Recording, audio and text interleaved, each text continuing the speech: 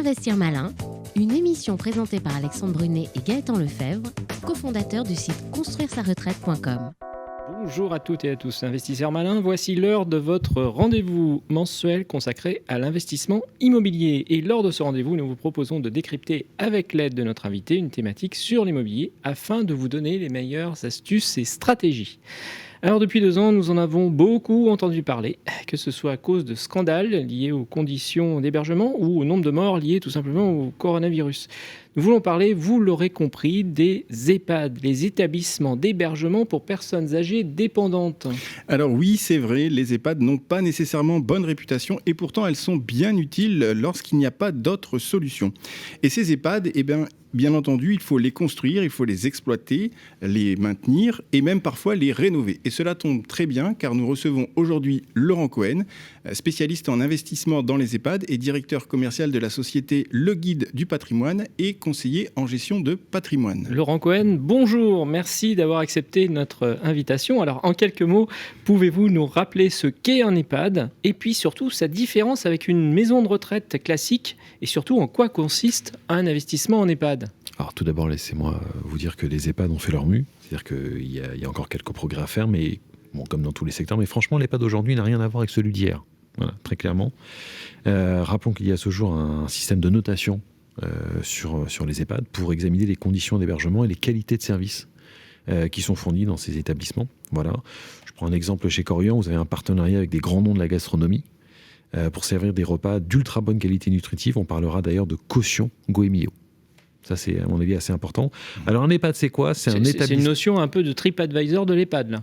C'est une notion de TripAdvisor de l'EHPAD, sauf qu'effectivement, c'est une société qui a pignon sur rue, qui va juger les EHPAD, en fait, qui va dire, voilà, est-ce que les résidents sont bien ? Est-ce que l'infrastructure est bonne ? Est-ce qu'il y a des services, que la nourriture est bonne ou pas ? Donc, on est vraiment sur... un EHPAD, c'est quoi ? C'est un établissement d'hébergement pour personnes âgées dépendantes. Voilà. Et c'est résolument, si vous voulez, moderne et adapté pour des personnes qui sont effectivement dépendantes. Voilà ce que c'est qu'un EHPAD aujourd'hui. Très bien. Alors, nous l'avons dit, l'actualité des EHPAD a été assez riche. Alors, aujourd'hui, est-ce que ce type de produit est réellement demandé ? Et si oui, pour quelles raisons ? Et d'autre part, quelle rentabilité on peut en attendre ? Alors effectivement, il y a une vraie demande sur ce type de segment, ce type d'investissement, sur cette classe d'actifs, tant sur le marché primaire, donc le marché du neuf, que sur le marché secondaire, qui est celui de la revente. On peut même parler de tension, c'est-à-dire qu'il y a plus de demandes d'investissement qu'il y a de produits, donc de biens immobiliers qu'on peut acquérir. La rentabilité s'établit entre 4 et 5% net de charges, quasiment net d'impôts aussi, puisque c'est le système du lourd meublé, selon la durée du bail qui reste à courir avant effectivement sa reconduction. Et selon vous, quels sont les avantages d'un investissement en EHPAD par rapport à un investissement immobilier classique, nu, comme tout un chacun peut le faire ? Très clairement et sans hésitation, c'est d'abord la garantie de paiement du loyer par le gestionnaire en EHPAD, puisque c'est lui qui vous garantit votre paiement de loyer. Donc ça, c'est quand même très important. C'est pas la personne âgée qui vous paye votre loyer, c'est le gestionnaire qui gère la résidence, qui vous dit voilà, c'est moi ton locataire, c'est moi qui te paye, et vous l'autorisez à effectuer une sous-location à une personne âgée qui va être dépendante. Voilà. Ça, c'est l'un des premiers avantages. Le deuxième avantage, c'est l'absence de gestion. C'est-à-dire qu'on ne vous appellera pas pour changer une lunette de toilette, pour changer effectivement, pour faire des petits travaux, des gros travaux. On ne vous appellera pas sur de l'EHPAD. Vous pouvez partir en vacances tranquillement, on ne vous appellera pas. Voilà, c'est une certitude. Il y a une fiscalité qui est excessivement avantageuse, qui est liée au lourd meublé. Voilà, c'est quand même pas neutre.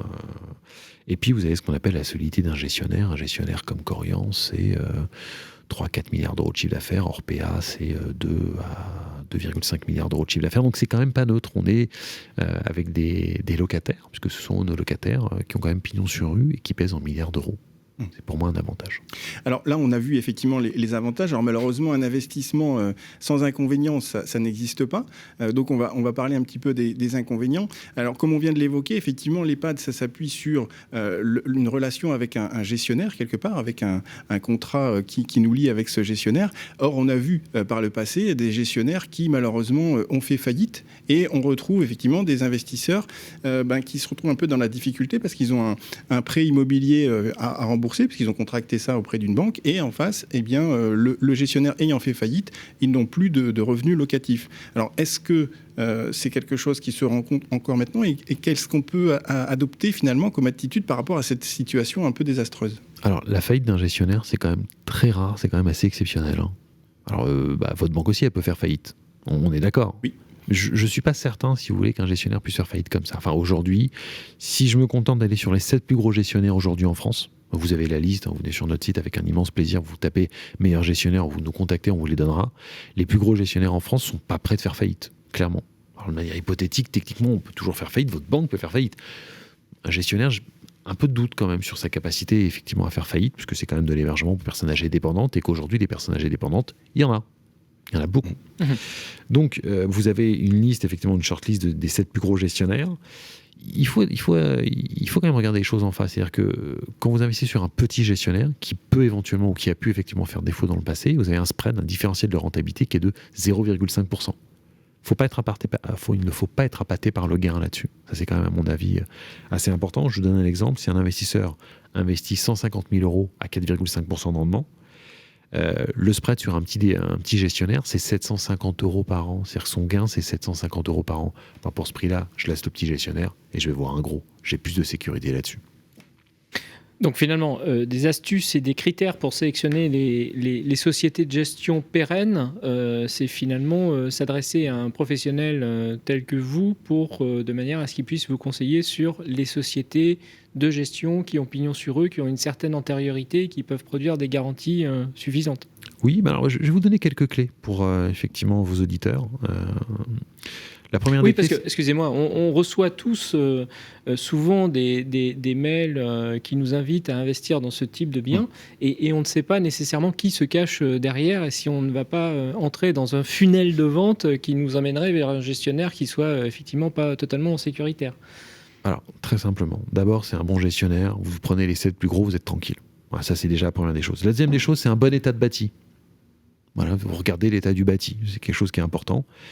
Il faut qu'il y ait un bon niveau de loyer. L'état du bâti neuf ou alors, au bout d'un certain nombre d'années? Neuf, c'est compliqué parce que si c'est en VFA, vente en état fusion d'achèvement, pour voir une qualité de bâti, c'est compliqué. Mais quand vous êtes sur un produit à la revente, et on va y venir ensemble un peu plus tard dans l'émission, vous pouvez aller voir, c'est pas un problème. Personne ne vous l'interdit. Et puis même si vous n'allez pas voir, vous pouvez demander des diagnostics techniques et puis vous avez des images qui vous seront fournies, c'est pas un souci. Voilà, c'est une bonne qualité de bâti, un bon niveau de loyer. Alors un bon niveau de loyer, c'est pas un niveau de loyer qui soit très intéressant pour vous et pas du tout pour l'internaute, pour l'exploitant, excusez-moi. C'est un niveau de loyer qui soit intéressant pour l'exploitant et pour vous. C'est un deal. Un équilibre. Il faut qu'il y ait un équilibre là-dessus. Il faut effectivement qu'il y ait un bon bail commercial, voilà. Et puis effectivement, il faut qu'il y ait un nombre de lits suffisant à exploiter pour le gestionnaire. C'est-à-dire que le taux de remplissage, c'est pas suffisant. Il faut qu'il y ait toutes ces clés-là, il faut qu'il y ait un certain nombre de lits suffisants pour que l'exploitant les exploite et qu'il fasse de l'argent là-dessus, qu'il soit heureux dans cette résidence. Qu'il puisse amortir les coûts fixes peut-être de la résidence. Oui, tout à fait. Alors ça, c'est un point important justement parce que effectivement, on l'a abordé tout à l'heure, la population âgée augmente. Il y a de plus en plus de personnes qui malheureusement sont dépendantes et on constate quand même que les taux de remplissage justement sont pas forcément toujours très élevés et ça peut amener certains investisseurs à se retrouver un petit peu entre guillemets devant le fait accompli, c'est-à-dire que comme on vient de l'évoquer, le gestionnaire va dire ok, là je ne m'y retrouve pas, donc on va faire un avenant au contrat et on va éventuellement baisser le loyer pour que justement ça soit toujours acceptable pour lui, mais ça le devient peut-être un peu moins pour l'investisseur. Alors, la notion de taux de remplissage en France, que ce soit des EHPAD publics, associatifs à but non lucratif ou privés, nord, sud, est, ouest ou centre de la France, c'est 97,4%. Donc plein, c'est plein. Voilà, j'ai pas de souci de taux de remplissage.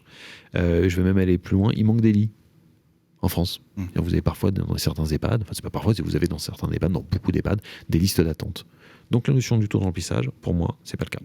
Voilà. On peut rassurer effectivement les auditeurs, c'est un investissement qui est serein, pérenne, avec un écosystème qui, à mon avis, a un avenir certain devant lui. Alors parlons également maintenant du niveau des charges qui peut aussi faire partie des mauvaises surprises pour l'investisseur, des charges qui peuvent être à la hausse du fait de l'évolution des normes médicales ou réglementaires. Qu'est-ce que vous conseillez là-dessus ? Comment est-ce que vous abordez le sujet ?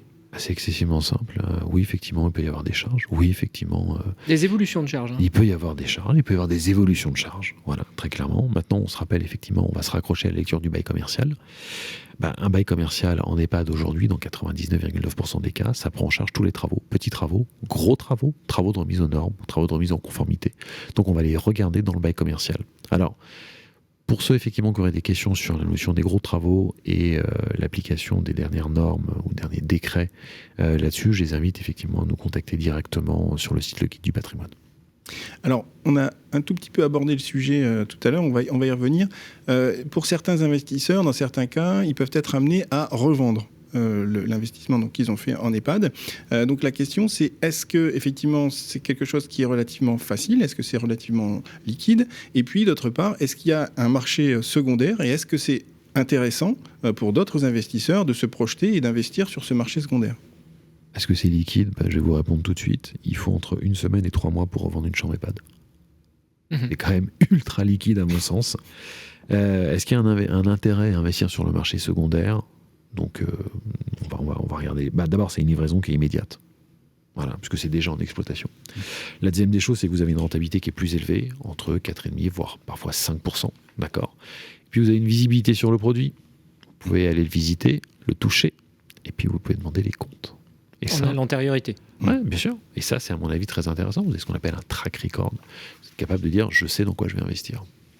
Alors maintenant, passons à la question du mois qui nous est posée par Michel de Boulogne. On nous parle beaucoup de l'augmentation de la population âgée qui va devoir se loger. Alors certes, cette population augmente, c'est indéniable. En revanche, le coût d'un logement en EHPAD n'est pas neutre et toutes ces personnes âgées ne pourront pas forcément se payer ce type de logement avec les prestations associées. Il y a donc un niveau maximum de création d'établissements de type EHPAD au-dessus duquel nous ne trouverons plus de logataires. Comment savoir si on est proche de cette limite? Une bonne question de Michel, ça, non? Mais vous avez raison, c'est une excellente question. Alors, on va répondre à Michel de Boulogne. Il a raison de poser cette question. Maintenant, je pense qu'il confond le 3e âge et le 4e âge. 3e âge, c'est plutôt de la résidence service senior. D'accord. Là, il n'y a pas de numerus clausus, c'est-à-dire qu'on peut en avoir 5 dans la même rue, ça ne dérangera absolument personne. Et effectivement, on pourrait se poser la question de savoir si le réservoir de résidents serait en adéquation avec l'augmentation de l'offre constante sur l'hébergement de personnes âgées non dépendantes, donc des seniors. Concernant les EHPAD, c'est un petit peu différent. Vous avez ce qu'on appelle un numerus clausus, c'est-à-dire que si tous les trois on devait s'associer, effectivement, à la fin de cette émission, et on devait construire un EHPAD, on ne pourrait pas le faire, il faut une autorisation administrative. Aujourd'hui, il n'y en a plus qui soit délivrée. Donc on a un fait qui est important, c'est qu'on a une notion de numerus clausus. Après, il y a eu du réservoir de résidents, on a plus de demandes, il y a plus de personnes âgées, il y a une augmentation du nombre de personnes âgées, notamment du 4e âge, qui vivent de plus en plus longtemps, et qui sont de plus en plus nombreux, et tant mieux, parce qu'on en fera partie tous les trois, par rapport effectivement à une offre d'hébergement qui est somme toute assez restreinte, à mon sens, aujourd'hui. Voilà, donc ça, c'est important. Je complète juste la question de Michel. Est-ce que l'État apporte des subventions ou des aides justement pour les familles qui ont un parent qui doivent aller en EHPAD ? Alors, d'abord, la première des choses, c'est que les parents qui vont en EHPAD ont 3 choix. Public, associatif à but non lucratif et privé. Nous, on va s'occuper du privé. C'est-à-dire qu'on va acheter et revendre des chambres dans le privé. Alors ça, c'est quelque chose qui est important. Est-ce qu'effectivement, il y a des aides? Oui, il peut y avoir des aides pour certaines personnes. Voilà, très clairement. Dans le cas du privé, je ne suis pas certain qu'ils aient absolument besoin d'aide. Je rappelle juste un chiffre. La durée moyenne de résidence d'une personne âgée dépendante dans un EHPAD, c'est 2 ans et demi, pas plus. Bien, Laurent Cohen, merci pour toutes ces réponses. Rappelons à nos auditeurs donc, que vous êtes spécialiste dans l'investissement en EHPAD et que vous êtes également directeur commercial. On a bien compris. Oui, et directeur commercial donc, de la société Le Guide du patrimoine. Quant à nous, nous vous donnons rendez-vous le mois prochain pour découvrir un nouveau thème. Et en attendant, vous pouvez nous retrouver sur le site construire-ça-retraite.com dans lequel vous pourrez découvrir plein d'investissements malins. Et n'oubliez pas, demain se décide aujourd'hui. Ne passez pas à côté des bonnes occasions en suivant les bons conseils de nos invités. Merci Laurent Cohen. Merci à vous. Investir malin, une émission présentée par Alexandre Brunet et Gaëtan Lefebvre, cofondateurs du site construire-sa-retraite.com.